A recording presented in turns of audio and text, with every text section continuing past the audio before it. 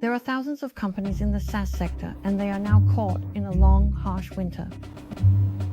They once swam naked in the spring of capital, but with the drastic changes in the overall environment, they are now suffering through the agony of bleeding losses.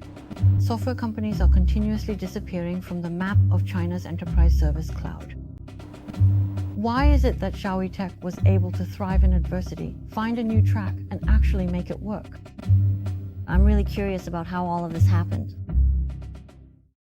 Post-Tencent, I recalled that confession incident. On our first project, naively, despite having over 100,000 users, we hadn't made any money, not a single cent. Because before, all of us were doing technical work and didn't understand the market at all. That's how we ended up paying 500 in tuition fees.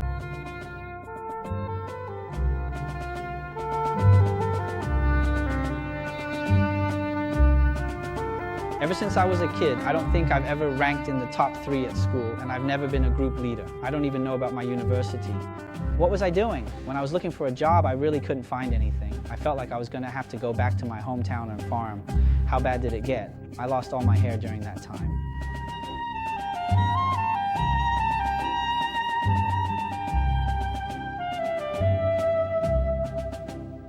I think I've heard that at Huawei, their highest principle is to survive, and their lowest principle is also to survive. At the time, I really didn't understand. I thought, what kind of statement is that? Isn't it contradictory? But only when you actually run a business do you truly feel what that means. So later on, you realize that entrepreneurship is really just about whether you can survive or not. So staying alive is not easy. It's really not easy.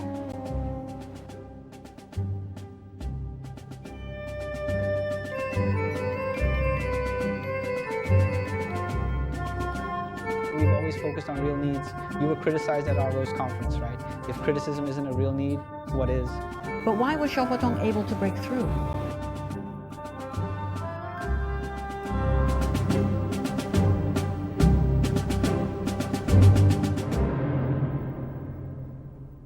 What I'm most curious about Xiaoe is that actually this is something that it was an undefined track at first. There were no private domain operation tools for knowledge services. How did you manage to make it work? We just followed along. Basically, we just took things as they came. We followed the needs of our customers. Right. There aren't many people who can really do things well these days. So let's just focus on doing our job well. Although Xiaoe is an independent company and I'm the CEO, our company basically provides the work of a CTO for our clients. Entrepreneurship is essentially about solving problems and creating value. What could be more fundamental? When you left Tencent in 2015, you had already become a T4 expert-level software engineer. What signals did you see that made you want to start your own business? We were a group of very naive and idealistic people. At the time, I felt that entrepreneurship was, back then, I heard Pony mention the term Internet Plus. That term really had a big impact on me. Because I hadn't truly experienced the process of starting a business, I really longed for it. I felt that when the era of Internet Plus arrived, I should go and experience it myself. That process was just like a little bird in a cage. Once its perspective grows, it just wants to fly out and take a look at the world. It's not because I saw something certain or had any real confidence. And sometimes while working at Tencent, I would run into Pony in the elevator. Although we didn't talk, I could sense that he was just like us, very much a programmer type. He was so shy that if you glanced at him, he'd even blush. It's social anxiety. Yeah, so maybe that's why it had that kind of influence. I just thought, at 35, could I try to be a programmer like Pony? I know I definitely can't achieve what Pony did, but I always felt that I should go and experience it for myself. Just give it a try. When you left Tencent in 2015, how many prompt experts were there? There were probably around 100, and it wasn't easy to get that title. But when I brought up that I wanted to leave, everyone up and down the company just couldn't understand it at all. My manager even said to me, "Have I treated you badly in any way?" I said, "No, you've actually been really good to me." Prompt expert, yet you quit to start up? Yeah, I actually felt pretty embarrassed about it. It was at the end of that year. I brought it up before the annual Long Award was given out. I resigned because I felt guilty. I said I had to tell my manager first, so that when the Long Award was handed out, they wouldn't give me too much. That way, I'd feel a little less guilty. Later, at the beginning of 2015, after the new year, I left. Brother Bai, how should we understand this sentence? Handing the tools over to private sector elites, we simply listen attentively. I think for us, it's more something we say to ourselves. The private sector elites are actually the teachers who charge for knowledge, like us. Our Clients have a lot of content and a lot of knowledge. If you look at the next sentence, it says, we simply listen attentively. It's a state of listening, it's a state of service. It's just like our stage, where the big names are speaking on stage, and everyone else is pulling the curtain. When we used to be at the front desk, we would write, what kind of tool is Xiaoe Tong? Because the business products kept changing and upgrading. Today, it might be used by content creators, and tomorrow it could be for education. The day after that is for the training industry. So at different times, the slogan at the front desk would always be different. Back then, after our CEO, Bing Ji, wrote it out, I said, this is great, this is great, this is great, and it really moved me. And then, this thing has been kept since 2017. Even today, this phrase probably won't change. It's an attitude for doing SaaS. Usually when others start a business, they always have a top-level design. For example, They determine a direction and have a medium to long-term plan. But Xiaoe Tech is completely different. maybe it's because we're programmers. That kind of simple life makes us feel like starting a business doesn't really cost much. You know, a programmer's life is really simple. Just wearing a company badge every day and a Tencent t-shirt. Wearing big shorts and slippers, right? It doesn't really cost much either. So later, when I started working in self-media and met some big names, I noticed the way they dressed or what they wore. They might even have expectations about their watches. I really can't compliment them because I don't recognize any brand names. I don't know anything about that. So a lot of people might think that starting a business is about gaining something. But for me, entrepreneurship is more about the fact that I don't really have much to lose, honestly. If it doesn't work out, I can just go back. That's the feeling. It's just that, besides having passion, actually I didn't have any direction, nor did I have more resources. I hadn't even seen what an investor looks like. Yeah, after being at Tencent for so long, I didn't really know how to come up with ideas, so I just talked to all kinds of classmates and friends of classmates, asking if there was anything going on out there, chatting about where to find something to do. That's how we came up with our first project. It was really naive. We just thought, let's get the users first. In the end, when we had over 100,000 users, we ran out of money. We had never actually seen any real money, never really earned any. So after 7 months, the money was gone. What did we do when the money ran out? Well, we still had some Tencent stock, so we sold it. 5 million. Yeah, so we cashed out. It felt like spending money was way faster than making it. It would have taken years to earn that much, and it was gone really quickly. You spent it all in 7 months. How did you burn through 5 million? It was the market resource partner. He said he would put in 3 million, and they also promised to cover the early promotional expenses and operations. But after a few months, the way they promoted was nothing like what we had imagined. At first, I thought it was their problem. So I decided to break up with them, gave them their money back, and even compensated them for some interest. Then I asked them to withdraw, and I started doing things myself.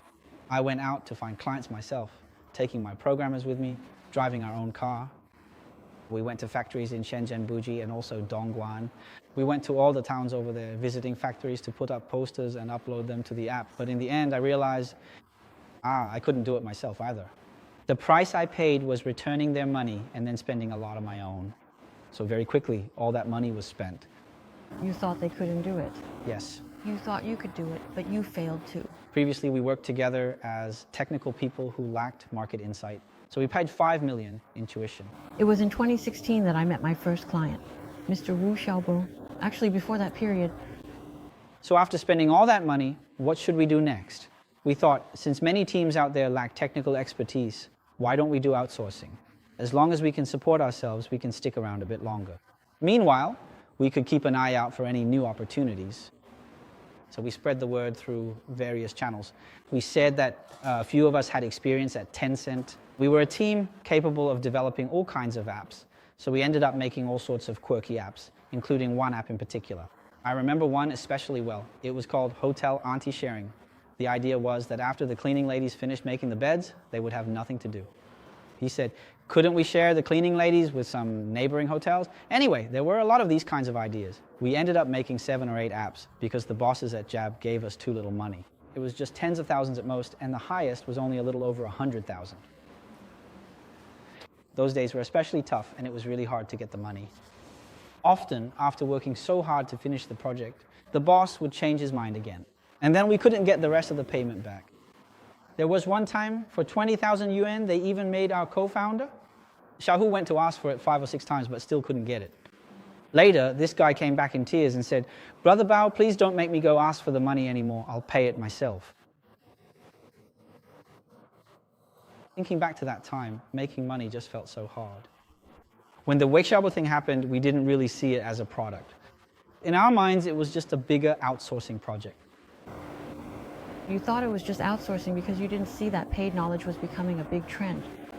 I'm not saying I'm some kind of visionary. Back then, I didn't even know what self-media was. Teacher Wu's user base was also in the hundreds of thousands. We thought he must be pretty well off, that he should be able to support himself. We had been at it for a while. We hadn't even defined what you call private domain operations. There was no operations, nothing at all. So the lucky thing was, about a year and a half in, we met Wu Xiaobo. If we hadn't met him, this whole thing would have ended just like so many other stories. When he was working, he would write during the day. He was someone who played mahjong for fun, just playing mahjong. That kind of click-clack sound, just playing and discarding tiles. There were those sounds and people urging him to hurry up and play, and he even sent me a voice message saying, Lao Bao, you really have to do this well. This is a product. I know you guys used to just do outsourcing. So a lot of people will use this in the future, and you're worried about that. I just treated it like an outsourced project and did it casually. So I did it properly, really properly. There's no problem with that. But as soon as I put down my phone, I thought to myself, don't try to fool me. Of course, from the perspective of how I do things, even if it's just an outsourced project and not a product, I would still do it seriously. I even wanted to show the value of my T4 level. I wanted to see that my T4 level work is better than outsourced work, better than what others do. That's what they... Why are there 8 rules for the goose and not 9? They're 10. As for these 8 goose rules, it's not that they are something completely fixed. Whatever is frequently used, we just put it up there. Maybe after a while, something else becomes popular, so we switch it out. These things aren't necessarily all written by me. Everyone votes. The results come from voting. Everyone votes. Results are out. This phrasing is common for small amounts. It's not that very formal kind. Yes, yes, yes. What you said is very good. How do you understand what the best marketing is? This sentence was said by me. All startups need to do marketing, but for a company like ours, for a company with a programmer culture like ours, marketing has always been a weak point. So what kind of approach should we use to accomplish this? Since I'm not good at talking, if I just do the work well, isn't the good reputation itself a form of marketing? I think this kind of thing, private domain operation tools seemed like a niche thing at first. But now they've become tools that every knowledge entrepreneur can use. So how did this happen? But later, my understanding was that it's because crossing over is like a cliff. It grows slowly, little by little, and gradually becomes visible. And when you're young, the stronger your abilities and the taller you are, the less you might be able to see. Sometimes those who are shorter don't even need to dig for medicine to see it. That's because you've grown up, or your perspective is just like that. So you end up looking down on it, I think. There's also another very important point. If you don't encounter a certain momentum, your efforts won't make much of a difference. What does the best CTO do? They need to know which CEO is capable and follow the right person, right? You have to help those who are riding the wave or where the wind is starting to blow. Those people go and do some work, right? So they must be your clients. Only excellence will lead you to become excellent yourself, right? In business or employment, the essence is solving problems and creating value. So seeing user needs is essentially seeing the core of the problem. Right? Because whether a problem is a real problem or a fake one depends on whether you can create value for the client. To put it simply, can you help your client make money? Sometimes when people talk about the essence of something, everyone thinks it's hard to grasp, like why can you see the essence at a glance? But it's not really like that. It's not that the essence is hard to see, but rather that you might have more desires. Having more imagination makes it harder for you to see clearly, so that's often the reason. The simpler and purer you are, the easier it is to see the essence. It's just like learning martial arts. For example, if you try to learn every single move and technique, if you can't form a natural reaction and have to go back to the basics, then you might end up becoming dull-witted. When I was serving customers at Tencent, what left the biggest impression on me was my way of apologizing. You were really impressive, and later I summed up a way to write apologies. The most crucial factor in language is what you say right at the beginning. It's about making "it's my fault" really stand out. This is very effective. At first, I might have just understood it as, they say, if you made a mistake, you need to show the right attitude. But later I realized that's not all.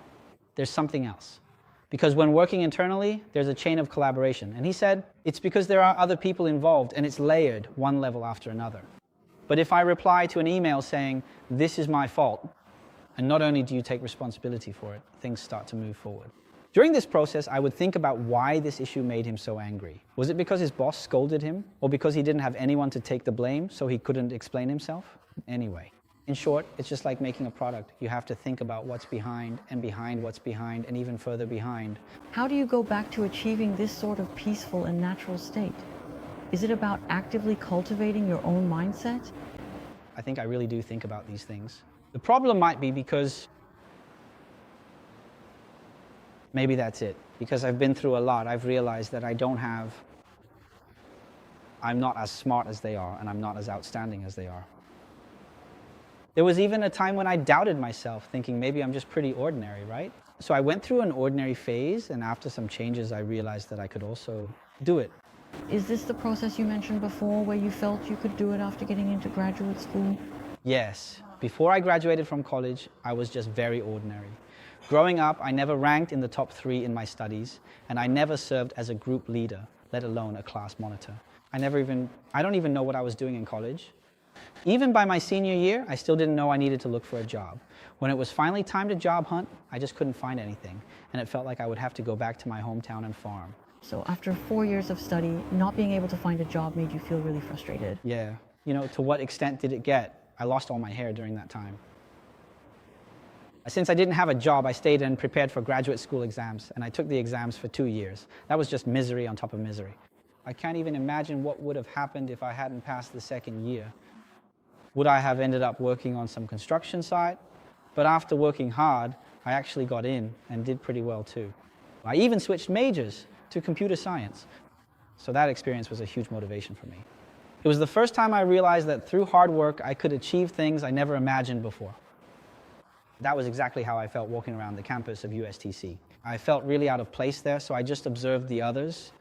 So that's how undergraduates walk. It felt like I was sneaking around, like I was a thief or something. Even after I joined Tencent, I still had that same feeling. When I was at Tencent, if I got criticized, wouldn't that be embarrassing for USTC? So I poured all my time into my work. This was a kind of... A sense of inferiority that followed me everywhere? I think that's probably true, even for kids from rural areas, let alone this kind of inferiority complex. Sometimes I even felt inferior when I spoke, I remember that. When I got to university, I couldn't even speak Mandarin. I didn't speak a word for a whole week. And for a long time, I kept having the same dream. Have you ever had that? Because of certain things, you keep having the same dream over and over. I have, right? Let me tell you, I have. There are 3 types. When I was in college, I often dreamed about taking exams, just dreaming that I was in an exam. Then time is almost up, the essay still isn't written, and my pen won't work. It's that kind of dream. It's like this every time. Later, when I came to USTC for graduate school, I would have one of these dreams every night. In the dream, USTC said it wasn't enough and that I had to add a few more courses and retake the exams. Oh my God, I thought, I finally got in, and now what? I have to go back and do it all over again. I thought, oh, this is so hard, right? I was really scared, but it was just a dream because I couldn't believe it and kept having that dream over and over again. After my dad got sick and passed away, I started having a different dream. It was always about things that happened in my dad's house in the past, and it kept repeating itself.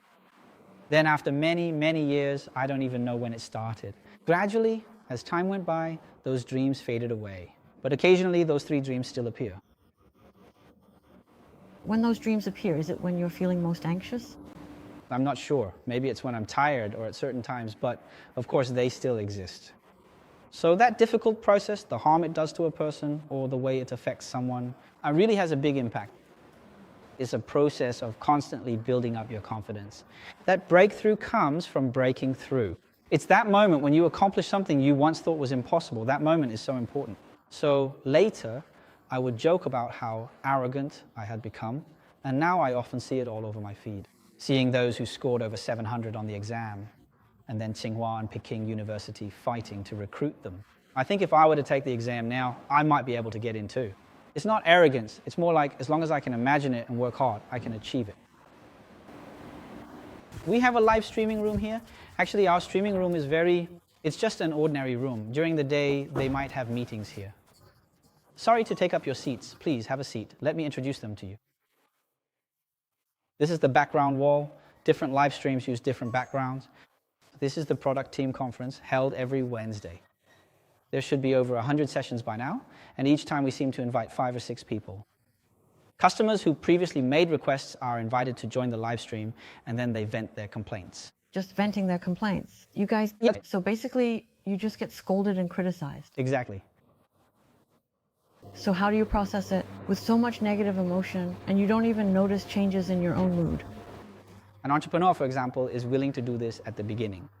At first, listening to others scold you doesn't feel like a big deal, but one day when you've made it big yourself, when you become a big boss, you start to feel like you have status, you have face, and you can't just let things happen like before.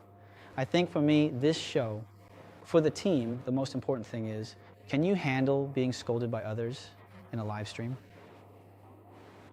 You started live streaming very early. Laobao's dialogue with benchmark clients. I saw you've done over 400 episodes. How have you managed to keep it up for so long? I remember the first time I did a show, it was to invite Lao Bao to come and share his needs because I used to carry a bag to visit clients. Later, during the pandemic, I couldn't go out anymore. So what could I do with live streaming? The only thing clients needed and the only thing I could do was just one thing: let clients share their needs. I could translate those needs into products and I could even decide when to do it. I even had the heads of the industry line up behind me looking just like a gang. If a client had an issue, I'd say, come explain it, and they would. It was so entertaining that the show has lasted 100 episodes. Later, I started another show because a client said, Lao Bao, I have no requests. I just don't know how to use this. Can you teach me? I thought, I don't know either. What should we do? I realized some clients or teachers might know. Since they love to share, I invited teachers to show us. The results were even better. More and more people started coming to each session. If you look through our contact list, you'll see that I actually spoke very little. Basically, it was the teachers who gave great talks. Really impressive, 666. So one of my goals is to go through the contact list every day. As a result, after the conversation, the teachers were really excited and asked the smart CTO, hey CEO, how did you come up with this method? It's amazing. This kind of CTO has a lot of potential. So I also told my small discussion group that he's a good person. There's no need to pursue PV, UV, or even sales conversions and the like. For our Only One Thing program, the core might not even be the audience. It should be about serving the teachers well. Because when you serve the teachers well, those teachers are your clients and you are serving them well. At the same time as serving these clients, you are also serving other clients, including our employees have expressed a sense of customer centricity. The philosophy is to earn the customer's trust. You and I, during the process of serving you, will make you feel this. What are the methods you've summarized, and what is their essence? I often tell them building relationships is easy. Master 2 key points, and you can talk all day. The first is to say to them, sir, your project, your entrepreneurial journey is truly impressive. Could you tell me more about it? Because everyone has their own journey. They are also willing to share their experiences, so the key is still to listen to others share. When they talk about it, it's not purely out of pride. They also want more people to understand them. They have this desire. And then what's the second point? It's that you have to genuinely like their product. I remember once when I was in Beijing, there was a client who made electronic musical instruments. And then I said, well, can I learn to play this drum set? Can I learn this keyboard? And the teacher then took me over and said, come, I'll teach you how to do it. So in short, you have to think this way. Many of us, when we talk to clients, tend to focus on selling our own products. But we never consider that others think the same way. Others also hope to sell you something, because whether you buy it or not is one thing, but that sense of recognition is even more important. If you approach the conversation like this, doesn't it become much easier? Just chatting, right? Empathy-based thinking. Yes, these things are actually quite important. Xiaoe just perform well as CTO and focus on addressing your needs. Yes, it's just that simple. It's like the college entrance exam. Top university candidates don't usually ask how many people are taking the entrance exam. It was the same for us with the graduate school exam. People claim the acceptance rate is very low, but on the actual exam day, you'll often find the rooms are nearly empty or people just skip subjects. Take advanced math and half drop out. By the end, only a few are left. So many people compete in such a small market. First, the number of people doesn't really matter. Everyone is just joining in for the fun. They don't truly love this thing. And secondly, how do you know it's a small market? Besides, when we're doing things, do we really have that many choices about size? So I can't say for sure that Xiaoe will be a big company in the future or that it can't grow big. Well, doing something small is also pretty good. If the team members grow up, that's great too, right? In this area, that's how they do it. There are a few big screens in this place. At the beginning of the month, we will be at this place. We hold a kind of reading conference where everyone in the company participates. What kind of conference? We call it a reading meeting once a month, where we tell everyone how we did last month and what we plan to do next month. Our company's sales figures are in the single digits and all the employees know about it. Usually companies keep this kind of information very secret. right here, yes, right here. We make some adjustments to this area. Since it's an open space, each department comes up to talk about the development of their business. And then there are also those anonymous questions from employees. Anonymous ones are written to HR, and after HR receives them, they're addressed here. They are displayed here, and the relevant people will come to answer them. And one principle is that as long as you don't attack individuals, we promise that if you dare to write it, we dare to show it. What kind of company culture and atmosphere do you want to create? It's about transparency. I think once things are transparent, a lot of things become simple. Speaking of simplicity, you also spent 9 years rebuilding at Tencent. What did you learn from your time at Tencent, this business school? Maybe. What I'm most grateful for is probably the simplicity, like, for example, getting paid. If payday falls on a weekend, it automatically gets moved up to the previous day. It always exceeds your expectations. Even if it's just by 2 days, it leaves you with an impression that as long as I do my job well, everything else is taken care of.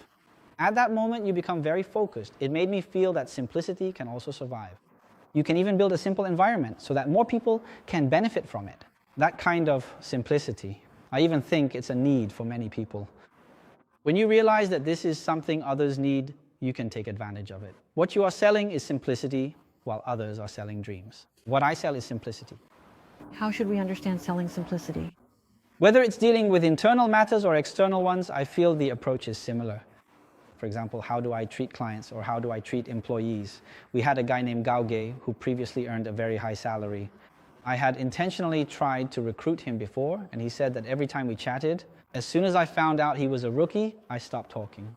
Until one day he came to me and I asked, what's up? He said, my boss has changed.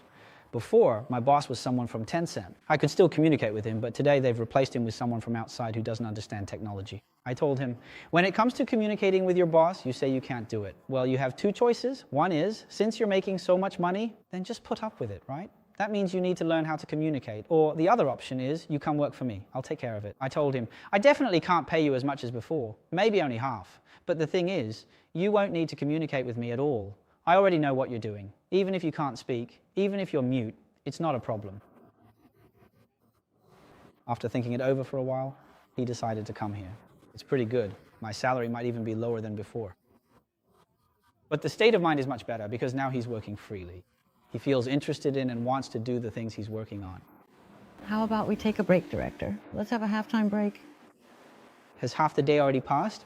It feels like we've only been talking for 5 minutes, pretty much. I realized that what you said about keeping things simple, I basically get it. It's about being honest enough. And then if your persona is clear enough, things just become simple. Last time, our sales company gave us feedback saying that others were poaching our clients. I said, what do you mean by our clients? Which client actually belongs to us? Isn't that right? How can clients belong to us? We're all just options for the clients. What right do we have to say others are poaching our clients? Shouldn't clients have backups, right? We should look at things from the other person's perspective. In that case, people will find it easier to accept and come together because everyone is in a mutually dependent relationship, and that's the most stable kind of relationship. If you want them to be loyal, to obey, to do whatever you say, well, that's definitely not stable. No one should be expected to act that way toward you. Hey, this is your systems thinking at work. You're using different ways of thinking to make those relationships simpler and simpler and more straightforward. Only simple systems are stable.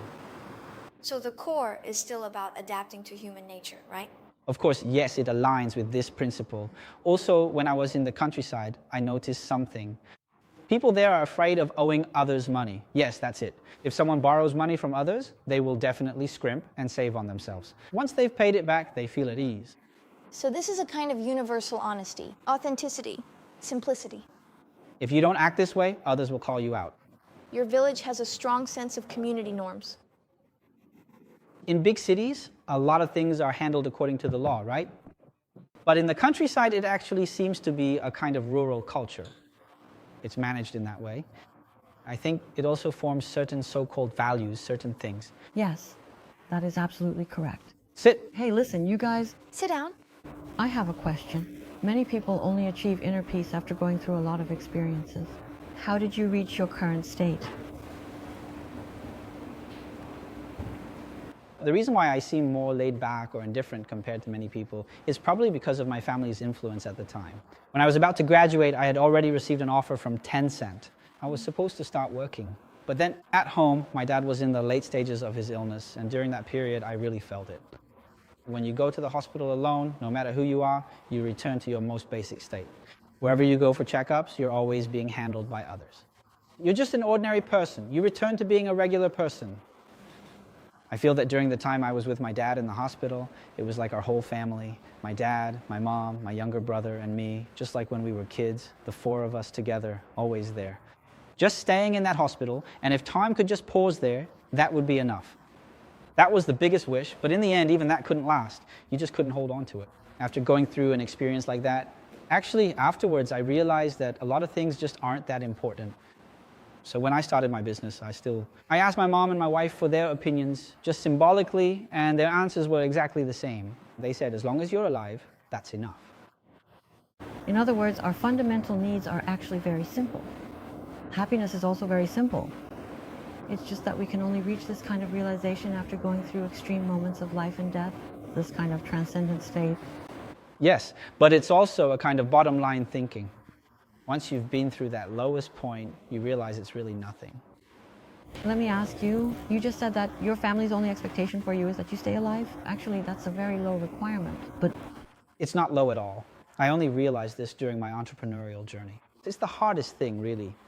When I was running Nanling Recruitment, I had to drink with clients and then go sing karaoke afterwards. I didn't even know how I got home that night. I just blacked out. I heard my family call the police and posted on their moments, looking for me everywhere because I drank so much. What if I committed a crime or drove under the influence? Anything could have happened. And then, including later on during the entrepreneurial process, that kind of exhaustion. I spent a period of time with my family. When we went hiking, I realized I was the slowest one in my family. You know, I used to be someone who could walk 100 kilometers. Back when I did those 100-kilometer walks, I could finish in just 18 hours. Then one day, I suddenly realized that even my mom, even the kids in our family were physically stronger than me. And then, not long ago, my eye also had some kind of blockage. I thought, what if somewhere else in my brain or other parts of my body get blocked too? So after that, you realize that entrepreneurship is really just about whether you can survive or not. It seems I've heard that at Huawei, their highest principle is to survive, and their lowest principle is also to survive. At the time, I really didn't understand. I thought, what kind of statement is that? It sounds contradictory. But only when you actually start running a business do you truly feel it. Later, you realize that as long as you're still alive, that's already a good state to be in. Because you're essentially playing a game, and as long as you're still at the table, you can keep playing. So staying alive isn't easy. It really isn't easy. Yeah.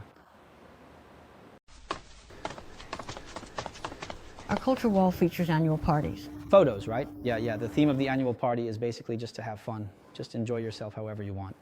Your cosplay isn't outrageous enough. Yeah. Does it fit your personality? It fits my personality. It's like every time we take photos here, to be honest, I'm actually pretty afraid of standing in the center position. I feel pressured and uncomfortable. I prefer to find a spot off to the side and just stay there. But in terms of work, you have to be in the center. So what's your weakness? My weakness is that I'm very introverted and not good at creating an atmosphere. Of course, I like it when others take the lead and I just follow along. Internally, I'm more upward focused, while our younger people are responsible for the external energy. How would you summarize your own methodology for thinking and your way of interpreting the world around you? I think it's about constantly simplifying things, breaking them down to the basics, or looking at the bigger picture. That's how I see it. When you're looking at a problem from a local perspective, or when you look at a problem from the application layer, what you see might not be that real. Something might be correct in a local context, but in the bigger picture, it could actually be a mistake. So you should try to take a higher perspective, maybe 1 or 2 levels up. For example, in ancient times, people on Earth would ask whether the Earth is round or flat. But if you could pull yourself out into space and look, you wouldn't even need to think about it. Because when you stand higher, you can see things more clearly. There's another point I'm unsure about because the SaaS industry and the stock market environment aren't doing well right now. How does Xiaoe Tech thrive, especially in menstrual health? We've always focused on real needs. Even when people criticize you at our venting session, if that's not a real need, what is? Which needs do you think are fake needs? So you artificially try to make it bigger. Only by making it stronger does it create fake needs. For example, whether it's through low prices, subsidies, or leveraging relationships. Originally, maybe there wasn't such a big need, but because the boss showed up, people gave face. That's why a sales-driven approach appears. It's not about first discovering the need. It's not about first creating value for the customer, then we take a share in return. It's not that kind of mindset. Xiaochuang grew up within the WeChat ecosystem. But for example, if you go to an overseas ecosystem, will it be able to survive in the TikTok or Facebook ecosystem? Everything is unique, but everything will also have something similar. If I can live in Anhui and I can live in Shenzhen, then I should also be able to live abroad. Even though we might not yet understand, for example, how things will perform on TikTok, that's okay, just go and see. If you're a CTO, are you afraid you won't be able to find a job? You don't need to switch to another company, there will always be such demands. So what you're doing now is exactly this, trying to go global. Yes, but don't wait until you desperately want results to start doing this. I think that's a problem. Recently, a lot of people have been saying all in AI, that AI is the strategy. But I wonder, can the current situation really connect? When can AI actually become a growth driver? What does it mean for you to go all in on AI? Are you going to bet on something uncertain? I think that's just gambling, because starting a business is really tough. You have to survive, and at the same time, you want to grow. So I look at this using the concept of yesterday, today, and tomorrow. If I can ensure that every moment the past continues, the present breaks through, and the future is about exploration, then you can turn something uncertain into a relatively certain approach. Actually, there was a point yesterday. I found it quite interesting. You there? When I read The Romance of the Three Kingdoms, my favorite character was Zhuge Liang. I remember when I was little, back when our house had no electricity, I had to do my homework every night under a kerosene lamp while working. Before that, I'd listen to half an hour of the Romance of the Three Kingdoms storytelling. I was hooked. I like Zhuge Liang because he's just so brilliant. It just feels like no matter what others do, he can always turn the outcome into something better. The key is whether you can think things through more deeply instead of rushing into action before you've really thought it through. I tell my team, go try this. Say this to the client. They'll respond like that. Then say this, and they'll react this way. They ask, really? And I say, try it. They try it and say, wow, how did you know? You really get to enjoy that thrill of being able to predict things, like having a knack for foreseeing the future. That's great. Brother Bao is a very thoughtful person. Why don't we wrap up our conversation here for today? No matter what happens outside, you don't let it affect you.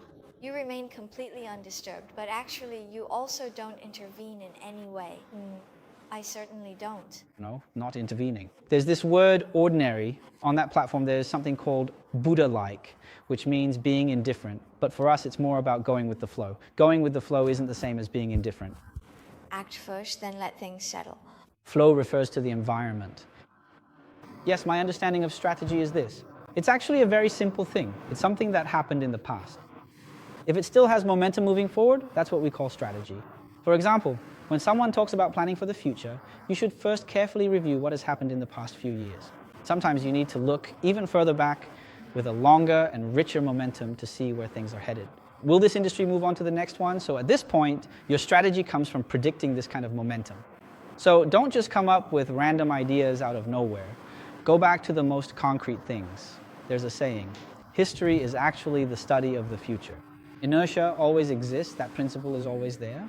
It's just that you haven't noticed the inertia. Inertia simply continues on.